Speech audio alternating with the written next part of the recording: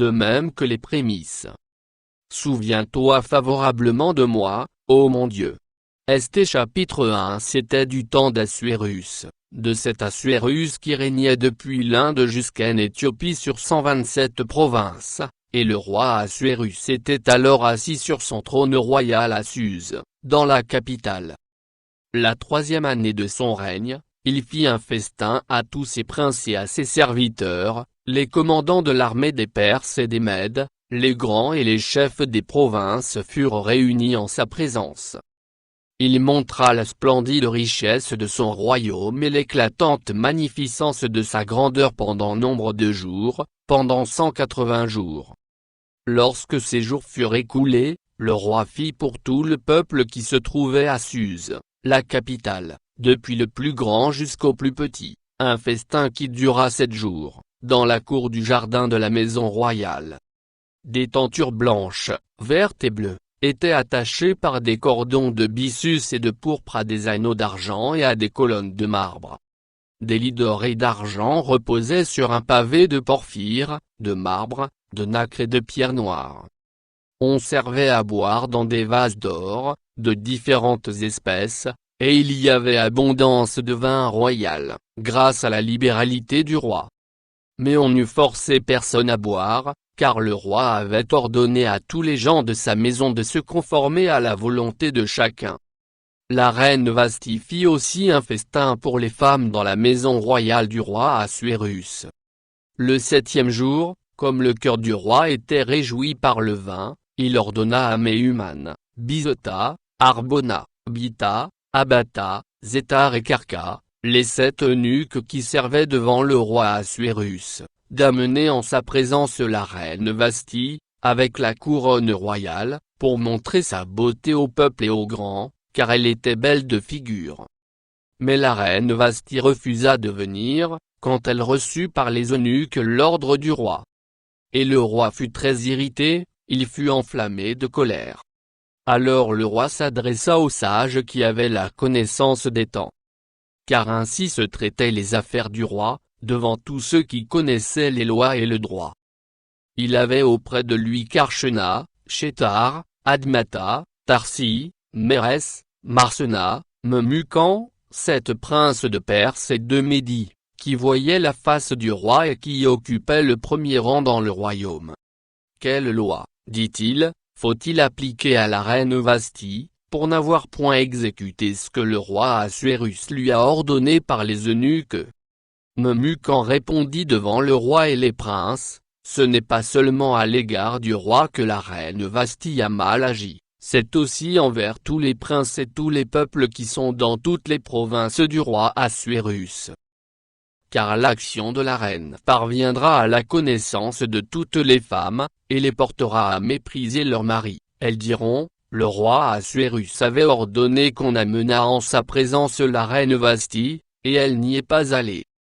Et dès ce jour les princesses de Perse et de Médie qui auront appris l'action de la reine la rapporteront à tous les chefs du roi, de là beaucoup de mépris et de colère. Si le roi le trouve bon, qu'on publie de sa part et qu'on inscrive parmi les lois des Perses et des Mèdes, avec défense de la transgresser, une ordonnance royale d'après laquelle Vasthi ne paraîtra plus devant le roi Assuérus et le roi donnera la dignité de reine à une autre qui soit meilleure qu'elle. L'édit du roi sera connu dans tout son royaume, quelque grand qu'il soit, et toutes les femmes rendront honneur à leur mari, depuis le plus grand jusqu'au plus petit. Cet avis fut approuvé du roi et des princes, et le roi agit d'après la parole de Memucan. Il envoya des lettres à toutes les provinces du royaume, à chaque province selon son écriture et à chaque peuple selon sa langue. Elle portait que tout homme devait être le maître dans sa maison, et qu'il parlerait la langue de son peuple. Chapitre 2. Après ces choses, lorsque la colère du roi Assuérus se fut calmée, il pensa à Vasthi, à ce qu'elle avait fait, et à la décision qui avait été prise à son sujet. Alors ceux qui servaient le roi dirent, qu'on cherche pour le roi des jeunes filles, vierges et belles de figure, que le roi établisse dans toutes les provinces de son royaume des commissaires chargés de rassembler toutes les jeunes filles, vierges et belles de figure, à Suse, la capitale, dans la maison des femmes, sous la surveillance des guets, eunuques du roi et gardiens des femmes, qui leur donnera les choses nécessaires pour leur toilette, et que la jeune fille qui plaira au roi devienne reine à la place de Vasthi. Cet avis eut l'approbation du roi, et il fit ainsi. Il y avait dans Suse, la capitale, un juif nommé Mardochée, fils de Jaïr, fils de Chiméi, fils de Ki, homme de Benjamin, qui avait été emmené de Jérusalem parmi les captifs déportés avec Jeconia, roi de Juda, par Nebuchadnezzar, roi de Babylone. Il élevait Hadassa, qui est Esthée, fille de son oncle, car elle n'avait ni père ni mère. La jeune fille était belle de taille et belle de figure. À la mort de son père et de sa mère, Mardochée l'avait adoptée pour fille. Lorsqu'on eut publié l'ordre du roi et son édit, et qu'un grand nombre de jeunes filles furent rassemblées à Suse, la capitale, sous la surveillance d'Hégaï, Esthée fut aussi prise et conduite dans la maison du roi, sous la surveillance d'Hégaï, gardien des femmes. La jeune fille lui plut, et trouva grâce devant lui, il s'empressa de lui fournir les choses nécessaires pour sa toilette et pour sa subsistance, lui donna cette jeune fille choisie dans la maison du roi, et la plaça avec ses jeunes filles dans le meilleur appartement de la maison des femmes. Esthée ne fit connaître ni son peuple ni sa naissance, car Mardochée lui avait défendu d'en parler. Et chaque jour Mardochée allait et venait devant la cour de la maison des femmes, pour savoir comment se portait Esthée et comment on la traitait. Chaque jeune fille allait à son tour vers le roi Assuérus, après avoir employé 12 mois à s'acquitter de ce qui était prescrit aux femmes. Pendant ce temps, elles prenaient soin de leur toilette, 6 mois avec de l'huile de myrrhe, et 6 mois avec des aromates et des parfums en usage parmi les femmes.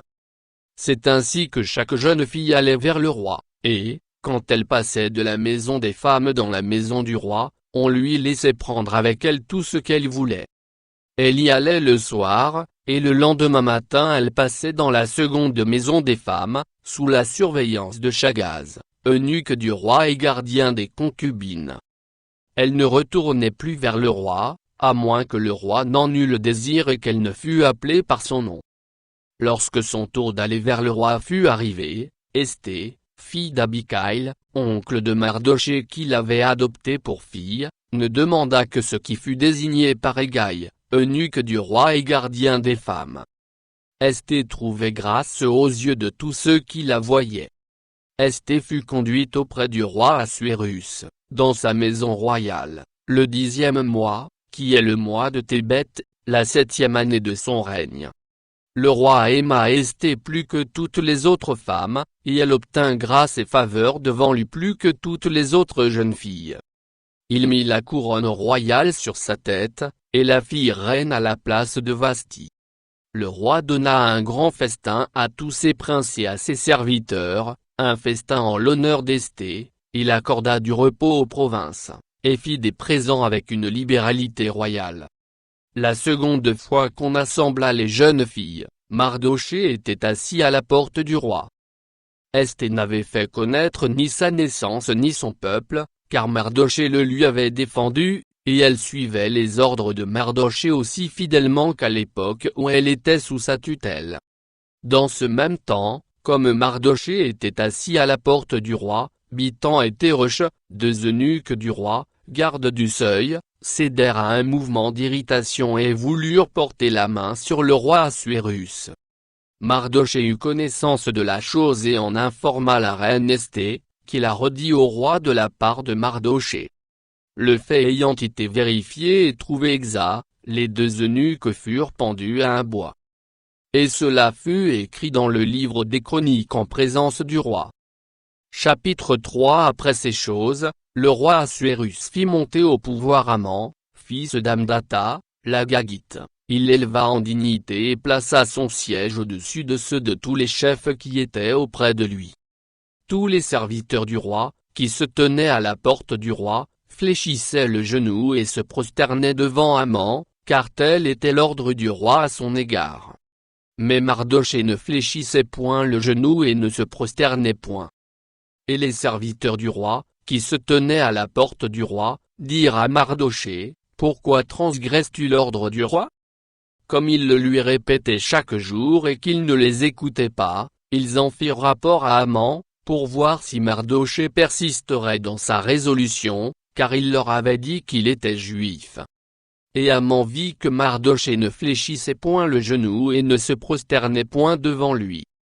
Il fut rempli de fureur, mais il dédaigna de porter la main sur Mardochée seul, car on lui avait dit de quel peuple était Mardochée, et il voulut détruire le peuple de Mardochée, tous les Juifs qui se trouvaient dans tout le royaume d'Assuérus.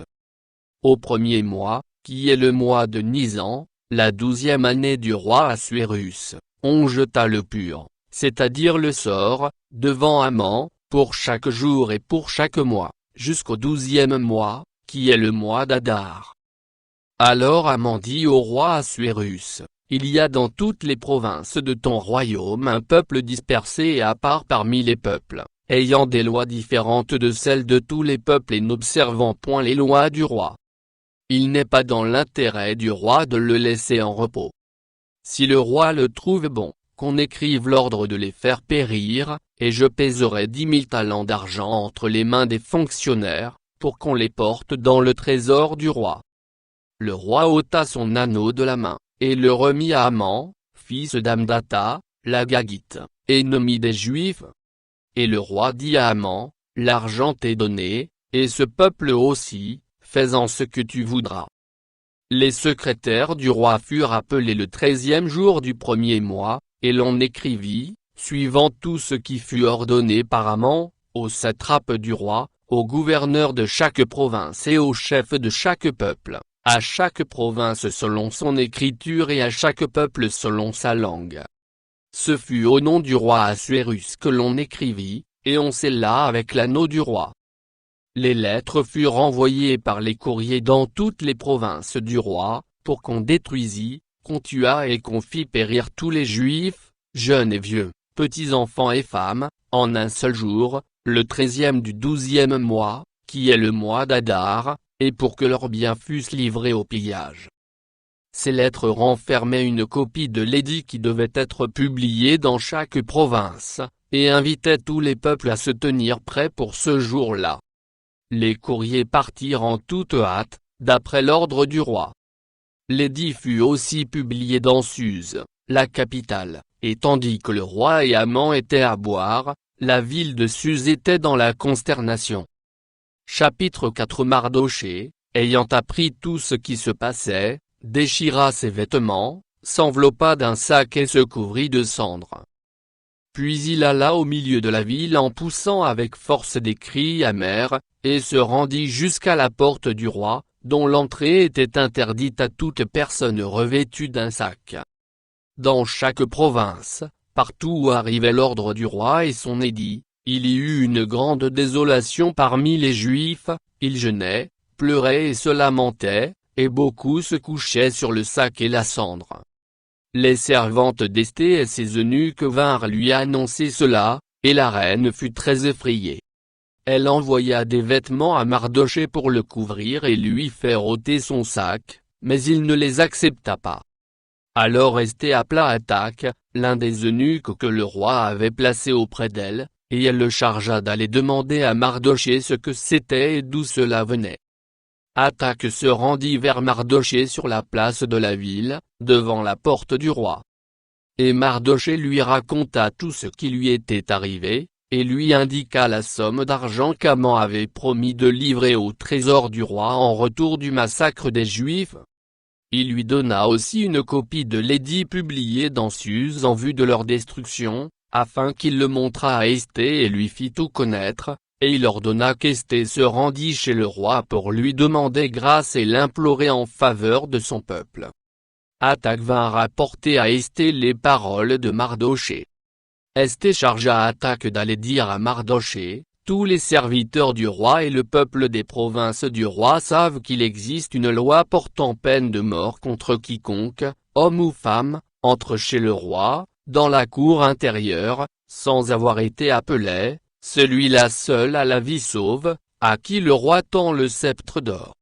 Et moi, je n'ai point été appelé auprès du roi depuis 30 jours. » Lorsque les paroles d'Esther eurent été rapportées à Mardochée, Mardochée fit répondre à Esther, « Ne t'imagine pas que tu échapperas seul d'entre tous les Juifs, parce que tu es dans la maison du roi, car, si tu te tais maintenant, le secours et la délivrance surgiront d'autre part pour les Juifs, et toi et la maison de ton père vous périrez.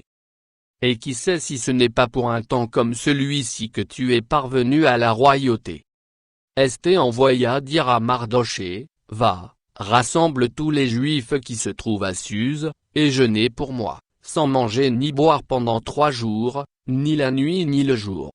Moi aussi, je jeûnerai de même avec mes servantes, puis j'entrerai chez le roi, malgré la loi, et si je dois périr, je périrai. » Mardochée s'en alla, et fit tout ce qu'Esther lui avait ordonné.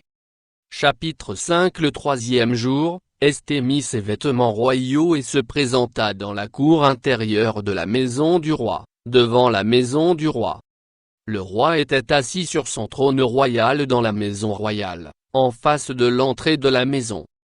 Lorsque le roi vit la reine Esther debout dans la cour, elle trouva grâce à ses yeux, et le roi tendit à Esther le sceptre d'or qu'il tenait à la main.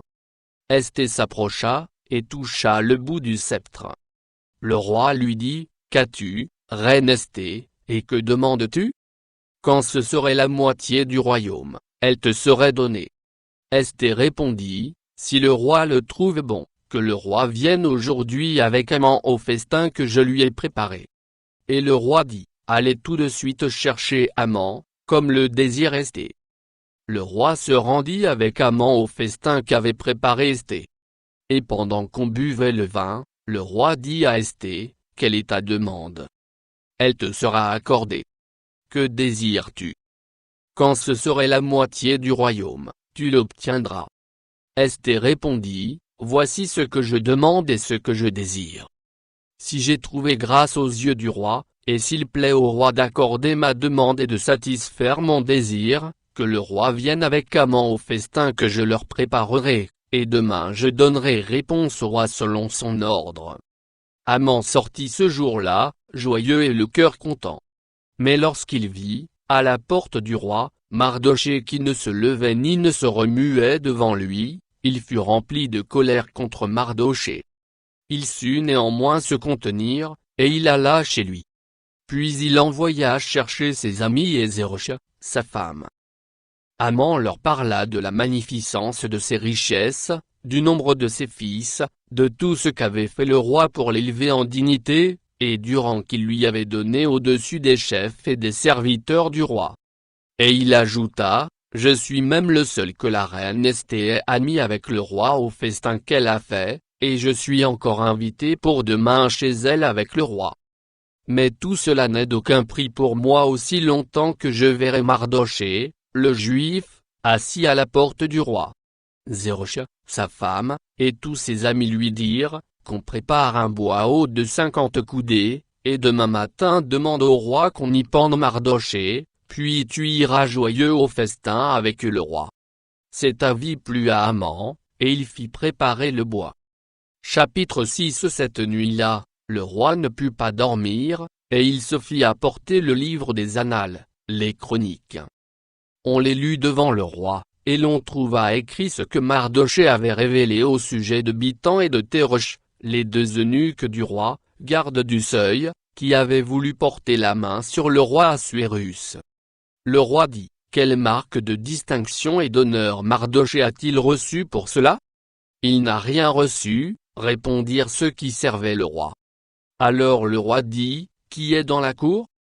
Haman était venu dans la cour extérieure de la maison du roi, pour demander au roi de faire pendre Mardochée au bois qu'il avait préparé pour lui.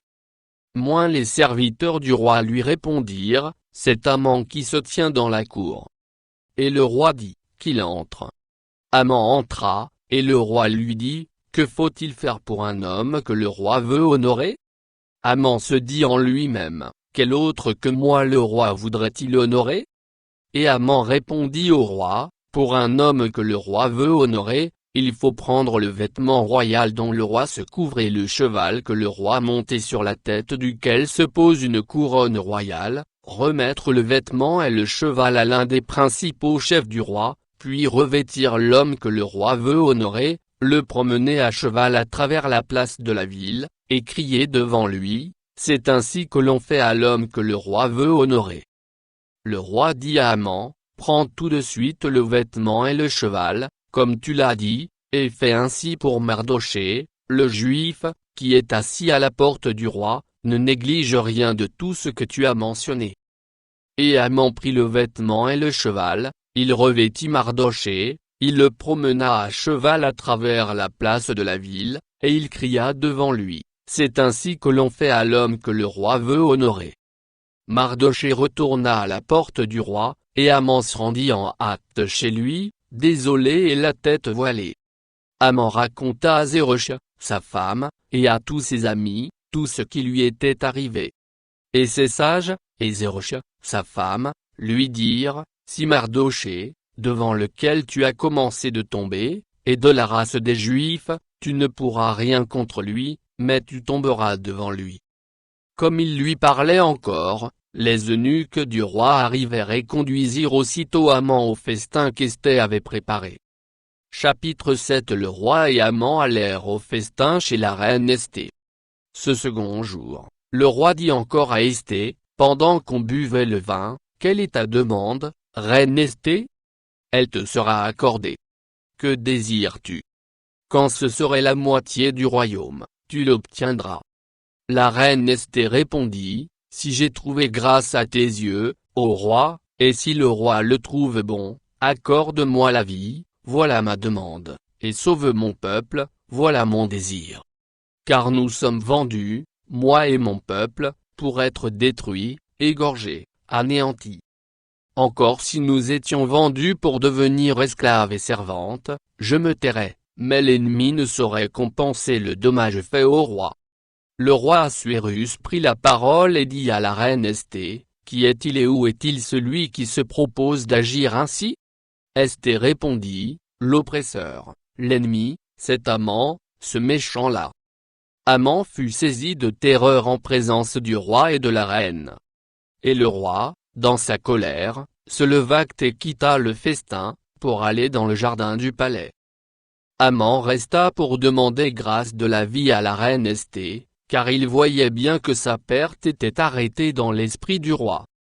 Lorsque le roi revint du jardin du palais dans la salle du festin, il vit Haman qui s'était précipité vers le lit sur lequel était Esther, et il dit, serait-ce encore pour faire violence à la reine, chez moi, dans le palais? Dès que cette parole fut sortie de la bouche du roi, on voit là le visage d'Haman.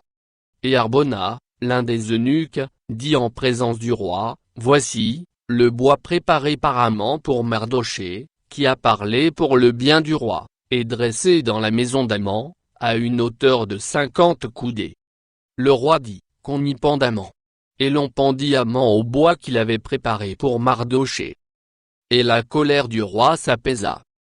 Chapitre 8. En ce même jour, le roi Assuérus donna à la reine Esther la maison d'Haman, l'ennemi des Juifs, et Mardochée parut devant le roi, car Esther avait fait connaître la parenté qui l'unissait à elle. Le roi ôta son anneau, qu'il avait repris à Haman, et le donna à Mardochée. Esther, de son côté, établit Mardochée sur la maison d'Haman. Puis Esther parla de nouveau en présence du roi. Elle se jeta à ses pieds, elle pleura, elle le supplia d'empêcher les effets de la méchanceté d'Haman, l'Agagite, et la réussite de ses projets contre les Juifs. Le roi tendit le sceptre d'or à Esther, qui se releva et resta debout devant le roi. Elle dit alors, si le roi le trouve bon et si j'ai trouvé grâce devant lui, si la chose paraît convenable au roi et si je suis agréable à ses yeux, qu'on écrive pour révoquer les lettres conçues par Haman, fils d'Hamdata, l'Agagite, et écrites par lui dans le but de faire périr les Juifs qui sont dans toutes les provinces du roi. Car comment pourrais-je voir le malheur qui atteindrait mon peuple, et comment pourrais-je voir la destruction de ma race? Le roi Assuérus dit à la reine Esthée et au juif Mardochée, « Voici, j'ai donné à Esthée la maison d'Aman, et il a été pendu au bois pour avoir étendu la main contre les Juifs. Écrivez donc en faveur des Juifs comme il vous plaira, au nom du roi, et scellez avec l'anneau du roi, car une lettre écrite au nom du roi et scellée avec l'anneau du roi ne peut être révoquée. » Les secrétaires du roi furent appelés en ce temps, le 23e jour du 3e mois, qui est le mois de Sivan, et l'on écrivit, suivant tout ce qui fut ordonné par Mardochée, aux Juifs, aux satrapes, aux gouverneurs et aux chefs des 127 provinces situées de l'Inde à l'Éthiopie, à chaque province selon son écriture, à chaque peuple selon sa langue, et aux Juifs selon leur écriture et selon leur langue. On écrivit au nom du roi Assuérus, et l'on scella avec l'anneau du roi. On envoya les lettres par des courriers ayant pour monture des chevaux et des mulets nés de juments. Par ces lettres, le roi donnait aux Juifs, en quelque ville qu'ils fussent, la permission de se rassembler et de défendre leur vie, de détruire, de tuer et de faire périr, avec leurs petits-enfants et leurs femmes, tous ceux de chaque peuple et de chaque province qui prendraient les armes pour les attaquer, et de livrer leurs biens au pillage, et cela en un seul jour, dans toutes les provinces du roi Assuérus, le 13e du 12e mois, qui est le mois d'Adar. Ces lettres renfermaient une copie de l'édit qui devait être publié dans chaque province, et informaient tous les peuples que les Juifs se tiendraient prêts pour ce jour-là à se venger de leurs ennemis. Les courriers, montés sur des chevaux et des mulets, partirent aussitôt et en toute hâte, d'après l'ordre du roi. L'édit fut aussi publié dans Suse, la capitale. Mardochée sortit de chez le roi, avec un vêtement royal bleu et blanc, une grande couronne d'or, et un manteau de byssus et de pourpre. La ville de Suse poussait des cris et se réjouissait. Il n'y avait pour les Juifs que bonheur et joie, allégresse et gloire. Dans chaque province et dans chaque ville, partout où arrivait l'ordre du roi et son édit, il y eut parmi les Juifs de la joie et de l'allégresse, des festins et des fêtes. Et beaucoup de gens d'entre les peuples du pays se firent juifs, car la crainte des Juifs les avait saisis. Chapitre 9. Au 12e mois, qui est le mois d'Adar, le 13e jour du mois, jour où devait s'exécuter l'ordre et l'édit du roi, et où les ennemis des Juifs avaient espéré dominer sur eux, ce fut le contraire qui arriva, et les Juifs dominèrent sur leurs ennemis. Les Juifs se rassemblèrent dans leurs villes, dans toutes les provinces du roi Assuérus, pour mettre la main sur ceux qui cherchaient leur perte, et personne ne put leur résister, car la crainte qu'on avait d'eux s'était emparée de tous les peuples. Et tous les chefs des provinces, les satrapes, les gouverneurs, les fonctionnaires du roi, soutinrent les Juifs, à cause de l'effroi que leur inspirait Mardochée.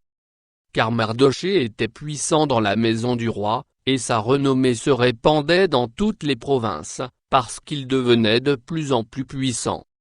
Les Juifs frappèrent à coups d'épée tous leurs ennemis, ils les tuèrent et les firent périr, ils traitèrent comme il leur plut ceux qui leur étaient hostiles.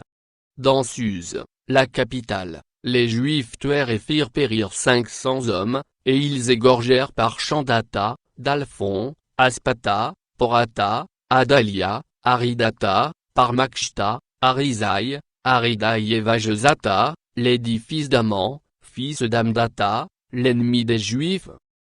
Mais ils ne mirent pas la main au pillage. Ce jour-là, le nombre de ceux qui avaient été tués dans Suse, la capitale, parvint à la connaissance du roi.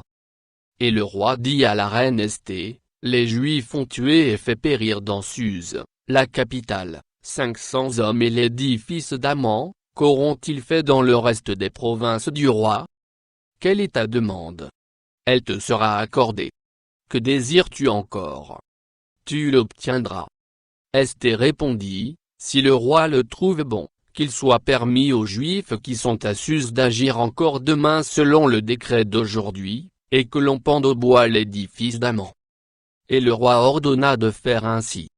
L'édit fut publié dans Suse. On pendit les 10 fils d'Aman, et les Juifs qui se trouvaient à Suse se rassemblèrent de nouveau le 14e jour du mois d'Adar et tuèrent dans Suse 300 hommes. Mais ils ne mirent pas la main au pillage. Les autres Juifs qui étaient dans les provinces du roi se rassemblèrent et défendirent leur vie, ils se procurèrent du repos en se délivrant de leurs ennemis, et ils tuèrent 75 000 de ceux qui leur étaient hostiles. Mais ils ne mirent pas la main au pillage. Ces choses arrivèrent le 13e jour du mois d'Adar. Les Juifs se reposèrent le 14e, et ils en firent un jour de festin et de joie. Ceux qui se trouvaient à Suse, s'étant rassemblés le 13e jour et le 14e jour, se reposèrent le 15e, et ils en firent un jour de festin et de joie. C'est pourquoi les Juifs de la campagne, qui habitent des villes sans murailles, font du 14e jour du mois d'Adar un jour de joie, de festin et de fête, où l'on s'envoie des portions les uns aux autres. Mardochée écrivit ces choses, et il envoya des lettres à tous les Juifs qui étaient dans toutes les provinces du roi Assuérus, au près et au loin. Il leur prescrivait de célébrer chaque année le 14e jour et le 15e jour du mois d'Adar comme les jours où ils avaient obtenu du repos en se délivrant de leurs ennemis, de célébrer le mois où leur tristesse avait été changée en joie et leur désolation en jours de fête, et de faire de ces jours des jours de festin et de joie où l'on s'envoie des portions les uns aux autres et où l'on distribue des dons aux indigents. Les Juifs s'engagèrent à faire ce qu'ils avaient déjà commencé et ce que Mardochée leur écrivit. Car Haman, fils d'Amdata, l'Agagite, ennemi de tous les Juifs, avait formé le projet de les faire périr, et il avait jeté le pur, c'est-à-dire le sort, afin de les tuer et de les détruire, mais Esthée s'étant présentée devant le roi ordonna par écrit de faire retomber sur la tête d'Haman le méchant projet qu'il avait formé contre les Juifs, et de le pendre au bois, lui et ses fils. C'est pourquoi on appela ces jours Purim, du nom de Pur.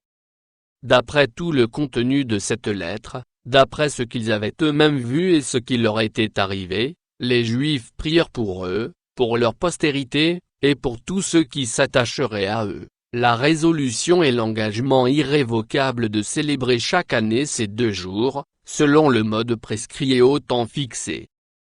Ces jours devaient être rappelés et célébrés de génération en génération, dans chaque famille, dans chaque province et dans chaque ville, et ces jours de Purim ne devaient jamais être abolis au milieu des Juifs, ni le souvenir s'en effacer parmi leurs descendants.